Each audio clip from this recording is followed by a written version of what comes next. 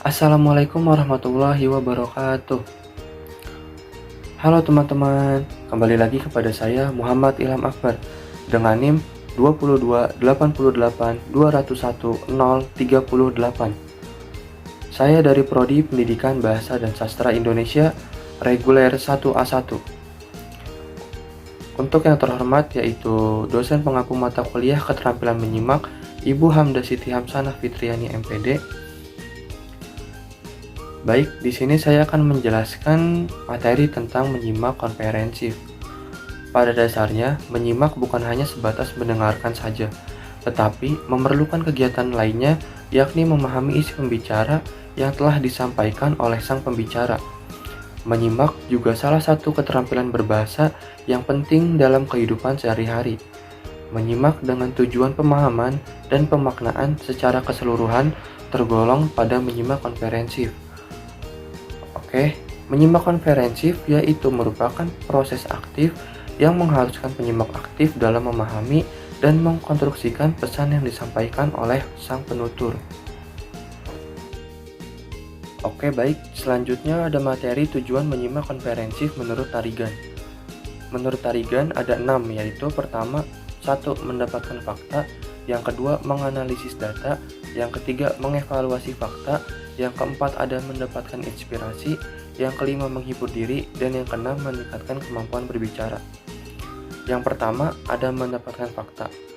Mendapatkan fakta biasanya orang melakukan penelitian atau melakukan eksperimen untuk mendapatkan suatu fakta. Tetapi dalam tujuan menyimak, mendapatkan fakta bisa dilakukan dalam membaca majalah atau membaca dari sumber-sumber internet atau membaca buku-buku ilmu pengetahuan ataupun mengikuti seminar-seminar. Untuk mendapatkan fakta, biasanya orang melakukan membaca melalui handphone atau mendengarkan melalui radio ataupun televisi. Oke, yang kedua ada menganalisis data. Fakta atau informasi yang telah terkumpul perlu dianalisis lagi. Harus jelas kaitan antara unsur, fakta, sebab dan akibatnya. Apa yang terkadang di dalamnya dan apa yang disampaikan oleh sang pembicara harus dikaitkan dengan pengetahuan ataupun pengalaman menyimak dalam bidang yang relevan. Nah, yang ketiga ada mengevaluasi fakta.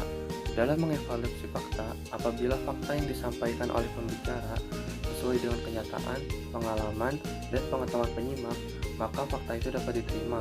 Sebaliknya, bila fakta yang disampaikan kurang akurat, maka penyimak meragukan fakta tersebut. Nah, yang keempat ada mendapatkan inspirasi. Ada kalanya orang menghadiri suatu konferensi bukan hanya untuk mencari atau mendapatkan fakta.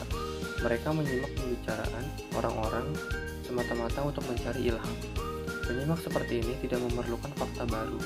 Yang mereka perlukan adalah sugesti, dorongan, suntikan semangat, ataupun inspirasi guna untuk memecahkan masalah yang sedang dihadapinya.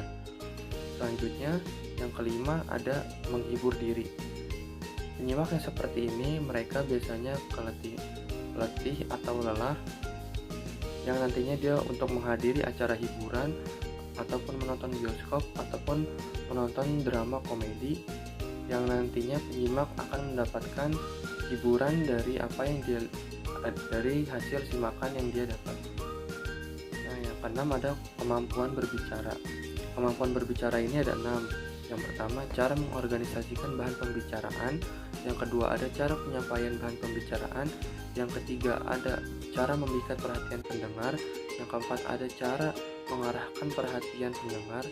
Yang keenam, ada cara menggunakan alat-alat bantu seperti pelantang suara dan lain-lain. Nah, yang keenam ada cara memulai dan mengamati pembicaraan tersebut. Selanjutnya ada proses menyimak komprehensif. Yang pertama ada rangsang bunyi. Banyak ahli yang memberikan pendapatnya tentang simbol-simbol dari pembicaraan yang diterima oleh seseorang dalam proses menyimak. Menurut Weber dalam 1972, mereka memasukkan kata-kata bunyi isyarat dan bunyi-bunyi lainnya selain bunyi linguistik sebagai tipe-tipe simbol bunyi yang dapat diterima dan dimaknai oleh penyimak. Bila seseorang meneriakan ada kebakaran, maka teriakan itu sama maknanya dengan isyarat siren mobil pemadam kebakaran. Nah, yang kedua ada penerimaan oleh alat dengar. Penerima pesan dalam menyimak merupakan proses mendengarkan rangsangan yang berupa bunyi. Gelombang-gelombang suara yang berjalan melalui udara merangsang ke telinga hingga menyebabkan si penerima bisa aktif menerima pendengarnya, mula-mula berupa dorongan atau rangsangan pada syaraf-syaraf. Nah, selanjutnya yang ketiga ada perhatian dan penyeleksian. Seperti yang telah diuraikan pada bagian terdahulu, bahwa dalam berbagai fase kehidupan, manusia menjadikan menyimak sebagai media untuk memahami sesuatu. Dalam proses pendidikannya, misalnya, hampir seluruh kegiatan penyampaian, bahan, atau materi pendidikan. Oleh sebab itu, untuk menjadi pendengar komprehensif yang baik, kita harus perlu berkonsentrasi pada pesan-pesan yang telah disampaikan. Nah, yang keempat, ada pemberian makna. Selanjutnya, proses menyimak melalui pemberian makna. Proses ini mengacu pada interpretasian atau pemahaman terhadap pesan yang didengar dan diterima. Dalam proses ini, tujuan menyimak adalah untuk menghasilkan makna semirip atau sedekat mungkin dengan pesan yang diberikan pembicara. Oke, sekarang ada materi tentang strategi menyimak komprehensif. Yang pertama ada satu, menciptakan imajinasi. Pada saat menyimak, siswa dapat membayangkan suatu peristiwa untuk membantu ingatan mereka. Misalnya ingatan tentang liburan jalan-jalan atau liburan melihat sesuatu yang mereka lihat. Yang kedua ada mengklasifikasikan. Melalui strategi klasifikasikan, siswa dapat membuat klasifikasi terhadap informasi-informasi yang disimak yang berupa potongan-potongan informasi, perbandingan, ataupun pertentangan. Yang ketiga ada bertanya. Dalam menanyakan pertanyaan, para siswa bertanya untuk meningkatkan pemahaman mereka tentang pesan yang disampaikan. Yang keempat ada mengorganisasi. Strategi pengorganisasian kemungkinan pembicara dalam menyusun menggunakan satu dari berbagai tipe pengorganisasian. Yang kelima, membuat catatan.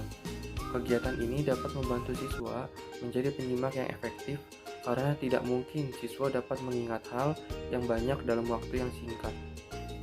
Yang keenam, mengarahkan perhatian. Guru dapat membimbing siswa membuat catatan di papan tulis. Pada saat mendengarkan, guru berhenti secara periodik dengan meminta siswa untuk mengidentifikasikan informasi yang penting yang dipresentasikan dan mengurutkan respon-respon mereka di papan tulis. Oke, selanjutnya ada materi tentang penghambat dalam proses menyimak komprehensif. Yang pertama ada keegosentrisan, yaitu mementingkan diri sendiri. Si penyimak tidak tahu menahu terhadap apa yang disimak dan hanya menyimak hal-hal yang dianggapnya menarik. Yang kedua, keengganan ikut terlibat, yaitu penyimak enggan atau tidak mau terlibat dalam proses simakan, maka penyimak akan berusaha agar dirinya tidak ikut terlibat, dan akhirnya proses menyimak tidak berjalan dengan baik. Yang ketiga ada keinginan menghindari pertanyaan, yaitu penyimak mencoba menghindar dari pertanyaan-pertanyaan yang diajukan oleh pembicara. Hal ini disebabkan karena kurangnya percaya diri, kurangnya kemampuan untuk menjawab pertanyaan, rasa malu, dan lain-lain, yang menyebabkan penyimak tidak sepenuhnya menanggapi simakan. Nah, yang keempat ada puas terhadap penampilan eksternal, yaitu kepuasan dan kebanggaan yang berlebihan terhadap penampilan fisik, yang belum tentu apa yang disimak juga berkualitas, yang menyebabkan penyimak merasa bahwa pembicara adalah orang yang bagus dalam berbicara. Namun, setelah pembicara menyampaikan pembicaraan yang kurang menarik dan tidak sesuai dengan penampilan fisik, maka penyimak akan mengecohkannya. Yang kelima ada kebingungan semantik, yaitu kebingungan terhadap sesuatu yang menimbulkan proses penyimak tidak ditanggapi dengan baik, dan setelah kebingungan itu hilang, barulah penyimak akan mencari tahu apa saja yang baru dilewatkan. Misalnya, seseorang kehilangan handphone dan ia kebingungan, maka saat temannya berbicara dengan dia tidak akan menanggapinya dan sibuk mencari handphonenya. Terima kasih sudah menonton video saya. Jangan lupa like and subscribe ya. Terakhir, saya punya pantun, yaitu jalan-jalan sama Ananda. Jangan lupa membeli good time. Terima kasih perhatian Anda, and see you next time. Bye.